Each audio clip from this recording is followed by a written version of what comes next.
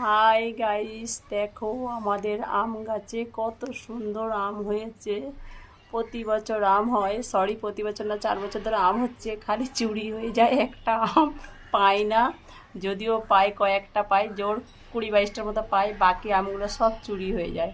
তো দেখো, ঝড় বৃষ্টি কদিন হয়ে আমাদের আম গাছে অনেক আম ঝরে গেছে। এবছর প্রচুর আম হয়েছিল, কিন্তু সেই তুলনায় গাছে আম নেই, সব ঝরে ঝরে পড়ে গেছে। সেই ঝরা আমও পাইনি, সেও চোরের হাতে চলে গেছে।